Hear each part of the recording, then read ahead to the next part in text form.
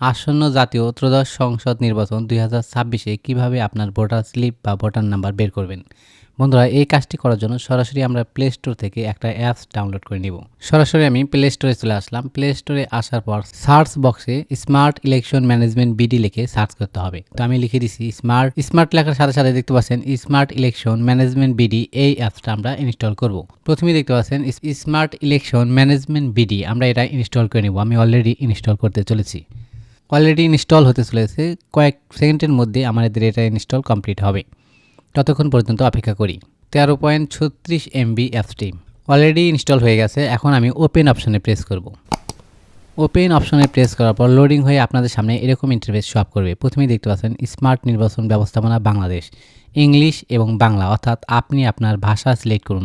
আপনি যদি বাংলায় দেখতে চান সেক্ষেত্রে বাংলা সিলেক্ট করতে হবে, আর যদি আপনি ইংলিশে পড়তে চান সেক্ষেত্রে ইংলিশ সিলেক্ট করতে হবে।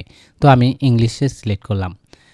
এখন লোডিং হচ্ছে, কিছুক্ষণের মধ্যে আমরা এর ভিতরে প্রবেশ করব। ওকে বন্ধুরা, এখন আমাদের সামনে এরকম ইন্টারফেস শো আপ করলো। দেখতে পাচ্ছেন 30 parliamentary election, national parliament election. আমরা এই জায়গাতে প্রেস করব, অর্থাৎ এই যে বক্সের মধ্যে দেখতে পাচ্ছেন ন্যাশনাল পার্লামেন্ট ইলেকশন, এখানে প্রেস করুন। এখানে প্রেস করার সাথে সাথে এরকম ইন্টারফেস শো আপ করবে। প্রথমে দেখতে পাচ্ছেন ঢাকা, চট্টগ্রাম, অর্থাৎ বিভাগগুলোর নাম। আমরা যদি এভাবে স্ক্রল করি সেক্ষেত্রে আমাদের বিভাগগুলো দেখতে পারবো।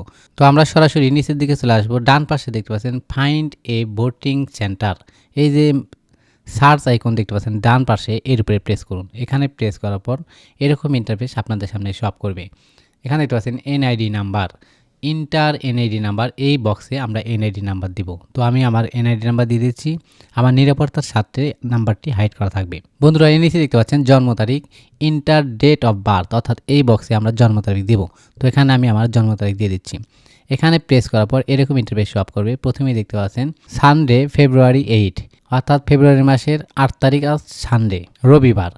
তো আমরা জন্ম তারিখ দেওয়ার জন্য এখানে প্রেস করব। এখানে প্রেস করার পর আপনার বছর সিলেক্ট করে দিবেন, অর্থাৎ কত সালে আপনার জন্ম হয়েছে সেই সাল এখান থেকে সিলেক্ট করে দিবেন। এরপর মাস সিলেক্ট করার জন্য এই যে ডান পাশে যে আরও অপশন, এখানে যদি প্রেস করেন সেক্ষেত্রে মাস এইভাবে কিন্তু চেঞ্জ হয়ে যাবে। এখন তারিখ সিলেক্ট করতে হবে। এরপর যদি আমি ওকে অপশনে প্রেস করি সেক্ষেত্রে আমার জন্ম তারিখটা এখানে সেট আপ হয়ে গেল। অর্থাৎ আমাদের শুধু এনআইডি নাম্বার আর জন্ম তারিখ, এই দুইটা তথ্য লাগবে। এখন আমরা সার্চ অপশনে প্রেস করব। এখন লোডিং হচ্ছে। ওকে, লোডিং হওয়ার পর আমাদের সামনে এরকম ইন্টারফেস শো আপ করলো। প্রথমেই দেখতে পাচ্ছেন ইওর ভোটার নম্বর, এই যে দেখতে পাচ্ছেন প্রথমটা, এটা হচ্ছে voter number, your voting serial number, অর্থাৎ তারপরে যে দেখতে পাচ্ছেন এটা হচ্ছে ভোটের সিরিয়াল নাম্বার। এরপরে দেখতে পাচ্ছেন ইওর সেন্টার, অর্থাৎ আমার সেন্টার কোথায়, আমি কোন প্রতিষ্ঠানে ভোট দিতে যাব সেটা কিন্তু এখানে লেখা আছে। কবিহার নিম্ন মাধ্যমিক বিদ্যালয়, কবিহার। Centre address কবিহার। এখন এই যে নিচে দেখতে পাচ্ছেন ডিরেকশন, এখানে যদি আমি প্রেস করি তাহলে আমার বাসা থেকে এই প্রতিষ্ঠানের দূরত্ব কত তা কিন্তু এখানে দেখতে পারবেন। তো লোডিং হচ্ছে, কিছুক্ষণের মধ্যে এটা ওপেন হয়ে যাবে। এটা ডিপেন্ড করবে আপনার নেট কানেকশনের উপর।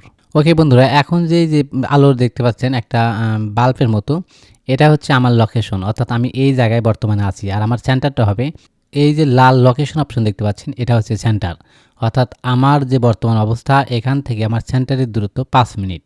এই রাস্তা দিয়ে আমাকে যেতে হবে। তাহলে আপনি খুব সহজেই ঘরে বসে আপনার মোবাইল দিয়ে জানতে পারবেন আপনার ভোটার নাম্বার কত, আপনার ভোটার সিরিয়াল নাম্বার কত এবং আপনার বাসা থেকে সেন্টারের দূরত্ব কত। বন্ধুরা, ভিডিওটি কেমন লাগলো তা অবশ্যই কমেন্টস করে জানাবেন এবং এই ধরনের ইনফরমেটিভ ভিডিও পেতে আমাদের চ্যানেলটি সাবস্ক্রাইব করে আমাদের সাথেই থাকবেন। ধন্যবাদ।